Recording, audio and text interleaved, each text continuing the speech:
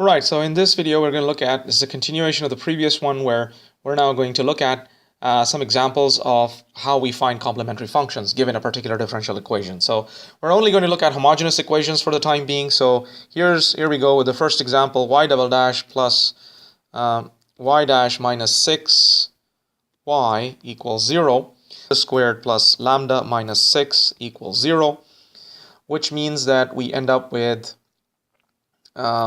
lambda minus 2 into lambda plus 3 factorization equals 0. This implies lambda equals 2 or lambda equals minus 3. Now immediately we get from the complementary function, or actually sorry, in this case this is the entire differential equation.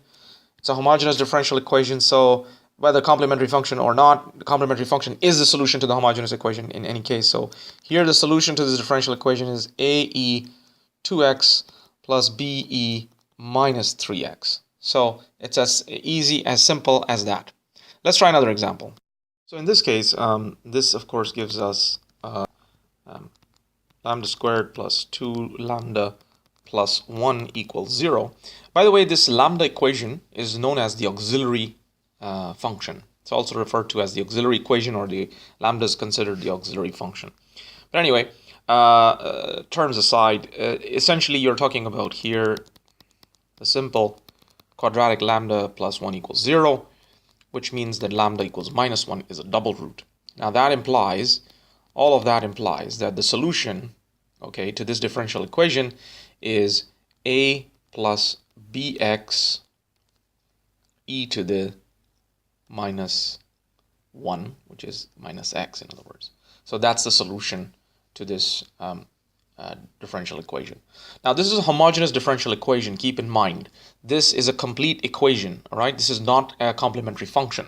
This is a complete homogeneous second order linear ordinary differential equation with constant coefficients. Now we'll come to inhomogeneous equations later, because in the previous video, as you saw, inhomogeneous equations have two-part solutions, which are the complementary function and the particular integral. So let's not get confused for the moment. Now let's look at this example for case 3, y double dash minus 4y dash plus 9y. So lambda squared minus 4 lambda plus 9 equals 0. And this basically gives us lambda. It's not possible to factorize it. And we end up with lambda equals 4 plus or minus under root 16 minus 4 nines is 36 over 2. So that gives us lambda is equal to 4 plus or minus iota 2 root 5 all over 2. Okay, 2 root 5, which means this is equal to 2 plus or minus under root 5 iota under root 5. Okay, so this is, or root 5i. Actually, sorry, pardon me, I should write it like that. Root 5i. So we have 2 plus minus root 5i, and that means that we'll end up with y, the solution to this differential equation is e to the 2x into a cosine root 5x plus b sine root 5x.